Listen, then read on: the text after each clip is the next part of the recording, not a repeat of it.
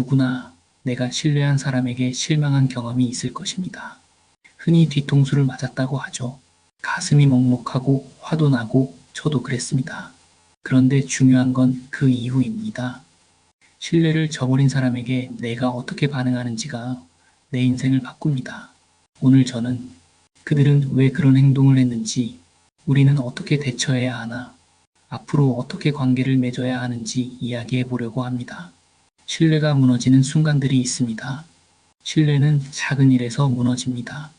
나만 모르게 뒤에서 욕했을 때, 나와 한 약속을 가볍게 어겼을 때나, 내 비밀을 다른 사람에게 흘렸을 때 같은 경우요. 그 순간 우리는 깨닫습니다. 나는 이 사람을 더 이상 믿을 수 없구나. 가족, 친구, 연인, 동료, 우리는 누구에게나 이런 일을 당할 수 있습니다. 한 번 신뢰가 무너지면 그 관계는 이전과 같을 수 없습니다. 우리는 종종 착각합니다. 가까운 사람은 나를 배신하지 않을 거라고요. 오랜 친구, 가족, 연인, 동료니까 더 믿고 의지하지만 현실은 그렇지 않죠. 심리학에서는 이런 현상을 상황적 윤리라고 부릅니다.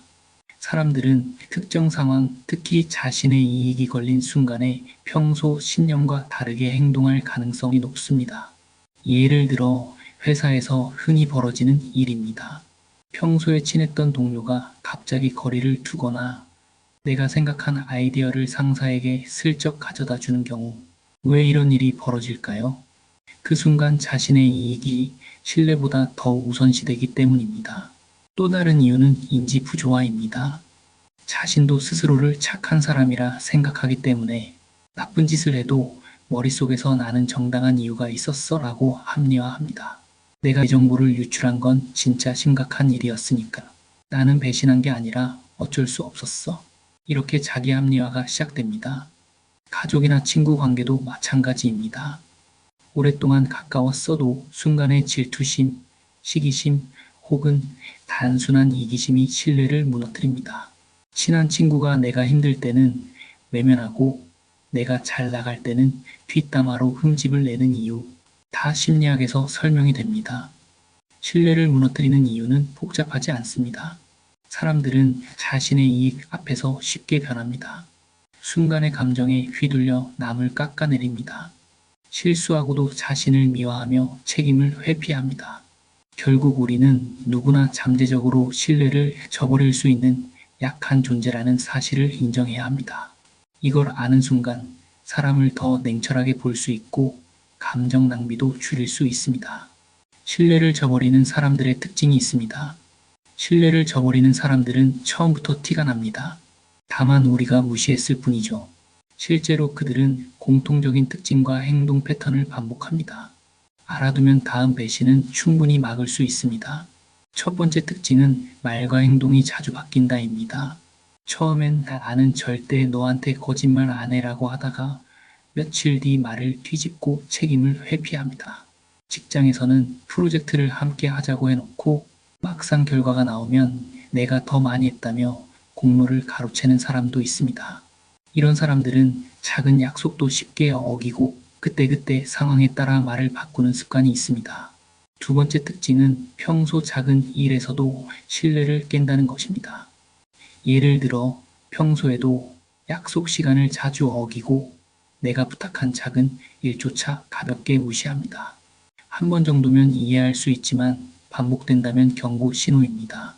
작은 신뢰도 못 지키는 사람이 중요한 순간 나를 지켜줄 확률은 거의 없습니다. 세 번째 특징은 남의 말을 가볍게 한다입니다. 내 앞에서는 다른 사람 욕을 쉽게 합니다. 그 사람 진짜 별로더라라며 뒷담화를 즐깁니다. 하지만 이런 사람은 당신이 없는 자리에서도 똑같이 당신 이야기를 할 가능성이 높습니다.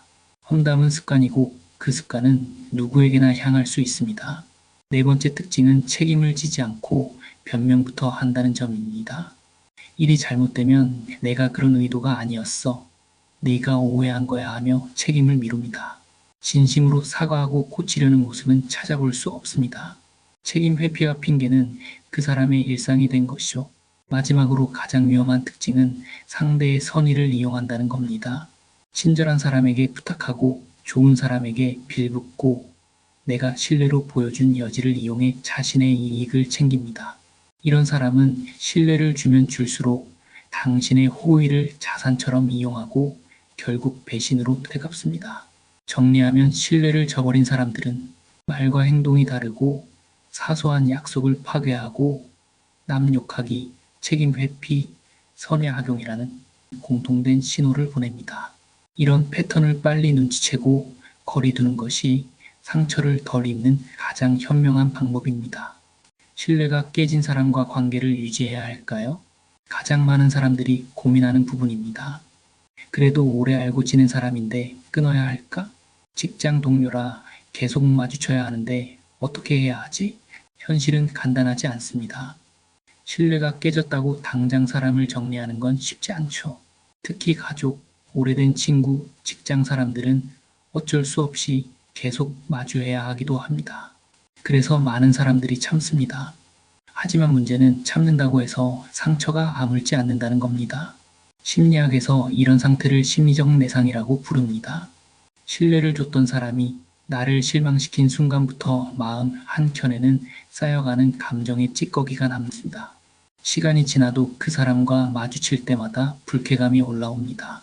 여기서 중요한 건 거리를 두는 법을 배우는 겁니다. 신뢰는 강제로 회복되지 않습니다. 억지로 친한 척한다고 관계가 복구되지 않습니다. 어색함과 거리감을 인정하는 것이 오히려 건강한 선택입니다. 현명한 사람들은 관계를 3단계로 나눕니다. 완전히 끊어야 할 사람, 가볍게 인사만 하는 사람, 마음을 열고 계속 함께할 사람.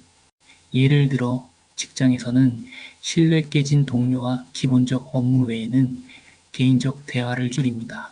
친구 사이에서도 같이 놀거나 깊은 대화를 줄이고 형식적인 안부만 나누는 것으로 관계를 조정합니다.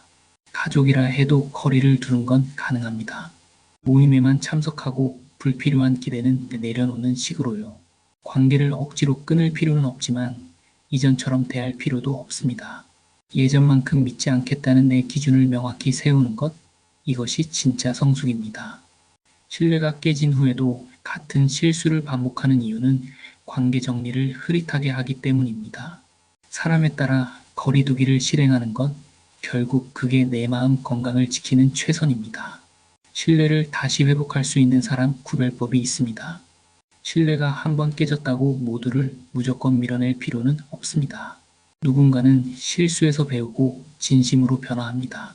중요한 건 그 사람을 구별해내는 눈입니다. 첫 번째 기준은 반성의 진정성입니다. 진심으로 후회하는 사람은 무조건 변명부터 하지 않습니다. 그땐 내가 잘못했어. 너무 미안해. 이렇게 자신의 책임을 인정합니다. 반대로 거짓된 사람은 첫 마디가 다릅니다. 네가 오해한 거야. 내 입장도 이해해줘. 라고 하면서 책임을 미루고 합리화부터 하죠. 두 번째 기준은 행동의 변화입니다. 말로만 미안하다고 하고 똑같은 실수를 반복하는 사람이 많습니다. 진짜 변화를 보이는 사람은 사과 이후 일상이 달라집니다.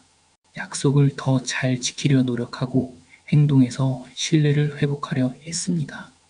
예를 들어 약속을 자주 어기던 사람이 변하기 시작하고 실수했던 부분을 꼼꼼히 챙기려 합니다. 세 번째 기준은 시간이 증명해 준다는 사실입니다. 한 번의 감정적인 사과는 누구나 할 수 있습니다. 그러나 시간이 지나면서 태도가 바뀌고 일관된 모습을 보여주는 사람만이 진짜 신뢰를 회복할 자격이 있습니다. 네 번째는 반복성 여부입니다. 작은 잘못을 반복적으로 저지르는 사람은 개선이 힘듭니다. 오히려 크고 결정적인 실수를 저지른 뒤 반성하고 행동이 달라진 사람은 회복 가능성이 높습니다. 반복되는 신뢰 파괴는 관계를 끝내는 것이 정답입니다. 마지막으로 중요한 건 사람의 태도입니다. 진짜 신뢰를 회복할 사람은 자신의 실수에서 배우고 성숙해지려 합니다. 그 과정에서 당신의 입장도 이해하고 배려합니다. 반면 신뢰를 우습게 여기는 사람은 시간이 지나면 또다시 같은 실수를 저지릅니다. 결론은 간단합니다. 책임 인정, 행동 변화, 태도의 일관성, 이 세 가지가 보이면 관계 회복의 여지가 있습니다. 그렇지 않다면 시간과 감정을 아끼는 게 현명한 선택입니다. 신뢰를 저버린 사람으로부터 나를 지키는 법을 살펴보죠. 신뢰가 깨졌다면 가장 먼저 해야 할 일은 내 마음을 먼저 지키는 것입니다. 배신한 사람에게 집착하거나 분노를 키우면 결국 가장 힘들어지는 건 나 자신입니다. 첫 번째 단계는 상황을 객관화하는 것입니다. 누군가의 배신이 있었을 때 우리는 흔히 내가 모자라서 저런 일을 당했나라는 자책에 빠집니다. 하지만 진실은 다릅니다. 배신은 배신자의 문제입니다. 상대가 신뢰를 저버린 이유는 그 사람의 인성, 태도, 선택의 결과입니다. 당신 탓이 아니라는 걸 정확히 인식하는 것이 가장 중요합니다. 두 번째 단계는 불필요한 후폭풍을 차단하기입니다. 다시 만나 싸우거나 답답함에 억지로 이유를 캐묻는 건 감정 소모만 심해집니다. 대면하지 않고 불필요한 접촉을 줄이고 가능한 물리적 심리적 거리를 확보하세요. 연락 차단, 모임 피하기, 최소한의 업무적 대화만 유지하는 것도 건강한 방법입니다. 세 번째는 정당화의 유혹에서 벗어나기입니다. 그 사람도 사정이 있었겠지라며 배신을 정당화하면 또다시 같은 상처가 반복됩니다. 상대의 사정과 내 신뢰의 붕괴는 별개의 문제입니다. 상대가 왜 그랬든 신뢰는 깨졌고 그 사실만 명확히 정리해야 합니다. 네 번째는 내 기준 세우기입니다. 나는 어떤 사람과 가까이 할 것인지, 어떤 행동은 용납하지 않을 것인지 내 기준을 명확히 정리해 보세요. 신뢰는 내 삶의 중요한 가치라는 점을 잊지 않고 지킬 가치가 없는 사람과의 관계에는 더 이상 에너지를 쓰지 않는 것이 핵심입니다. 마지막으로 다음 인간관계에서 더 현명해지기입니다. 이번 경험을 단순히 상처로 끝내지 마세요. 작은 경고 신호를 민감하게 포착하고 불편함을 무시하지 않으며 신뢰를 나눌 사람과 그렇지 않은 사람을 빠르게 구분하는 나만의 인간관계 기준이 생긴다면 이 상처도 결국 당신을 더 단단하게 만드는 계기가 될 것입니다. 신뢰가 깨진 순간은 힘들지만 그 다음을 잘 정리하면 내 인생은 훨씬 더 평온해질 수 있습니다. 신뢰를 잃으면 인생에서 무슨 일이 생길까요? 신뢰는 인간관계의 기초입니다. 신뢰를 잃으면 겉으로는 평온해 보여도 인생 깊은 곳부터 무너집니다. 한두 번의 거짓말과 배신이 모여 결국 인생 전체가 외롭고 피곤해지는 이유가 여기에 있습니다. 가장 먼저 사람들이 조용히 멀어집니다. 직장에서는 협업이 끊깁니다. 처음엔 아무도 대놓고 비난하지 않습니다. 하지만 작은 프로젝트에서도 제외되고 중요한 정보에서 소외되기 시작합니다. 동료들은 당신에게 부탁하지 않고 당신을 추천하지 않습니다. 사람들은 말은 안 하지만 본능적으로 신뢰가 없는 사람과 거리를 둡니다. 사회적 기회가 사라집니다. 쟤 믿을 수 있나 라는 한마디가 모든 기회를 닫습니다. 친구 사이에서도 신뢰가 깨진 사람에게는 조문 속에 도움 요청이나 크고 작은 기회들이 찾아오지 않습니다. 사람들은 기회를 신뢰 있는 사람에게 줍니다. 작은 신뢰도 지키지 못한 사람은 자연스럽게 기회 차단 대상이 됩니다. 장기적으로는 외로움이 찾아옵니다. 처음엔 신경 쓰지 않을 수도 있습니다. 하지만 시간이 지날수록 진짜 친구가 사라집니다. 힘들 때 전화할 사람이 없고 좋은 소식을 나눌 사람도 없게 되죠. 내 이야기를 귀 기울여줄 사람도 점점 사라집니다. 신뢰를 잃은 사람은 종종 이렇게 말합니다. 사람들이 왜 날 멀리하지? 왜 다들 날 피할까? 그 원인은 결국 신뢰를 무너뜨린 자신에게 있습니다. 무서운 건 이 과정이 매우 조용하게 진행된다는 것입니다. 한번 배신당한 사람은 더 이상 싸우지도 않습니다. 그냥 조용히 천천히 멀어질 뿐입니다. 결국 신뢰를 잃으면 인간관계가 단절되고 사회적 기회가 사라지며 외로움이 쌓입니다. 그 사람은 필연적으로 고립이라는 결과를 맞이하게 됩니다. 그래서 기억해야 합니다. 신뢰는 무너뜨리는 순간 인생에서 기회와 사람을 함께 잃는 것과 같습니다. 내가 지켜야 할 가장 소중한 자산이 바로 신뢰입니다. 그리고 내가 지켜야 할 신뢰 기준도 있습니다. 신뢰는 관계의 시작이자 끝입니다. 남이 나를 믿게 만들고 내가 스스로를 존중하는 힘도 신뢰에서 나옵니다. 그래서 우리는 신뢰를 남이 지켜주기만 바라볼 게 아니라 내가 어떤 신뢰를 지킬 것인가를 먼저 정해야 합니다. 첫 번째 기준, 작은 약속부터 반드시 지키기입니다. 사람들은 사소한 약속에서 신뢰를 확인합니다. 시간 약속을 대충 넘기는 사람, 돈을 빌리고 나중에 줄게 했다가 흐지부지하는 사람, 이런 사람은 중요한 순간에도 신뢰를 잃습니다.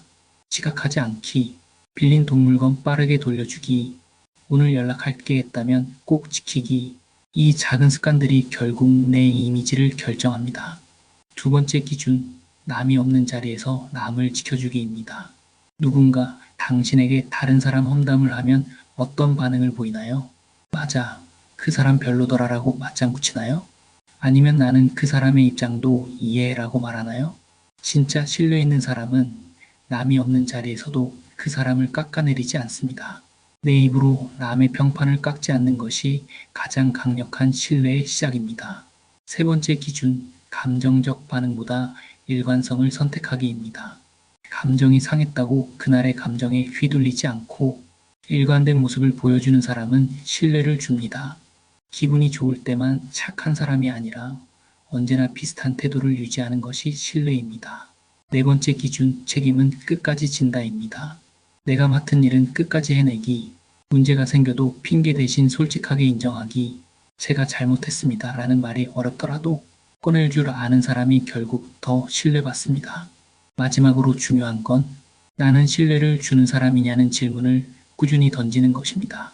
내 말은 무게가 있는지, 내가 남의 마음에 상처 주는 말은 하지 않았는지, 내가 일관된 태도를 보여주고 있는지, 정기적으로 나 자신을 점검하는 것, 그것이 신뢰 있는 사람으로 살아가는 가장 기본입니다. 결국 내가 쌓은 신뢰는 나를 지켜주는 최고의 방패가 됩니다. 신뢰는 타인만이 아니라 내 인생의 품격을 만드는 가장 강력한 무기입니다. 신뢰는 쉽게 얻을 수 없습니다. 하지만 쉽게 무너집니다. 신뢰를 저버린 사람을 멀리하고 스스로 신뢰를 지키며 살아가세요. 신뢰받는 사람으로 기억될 것입니다.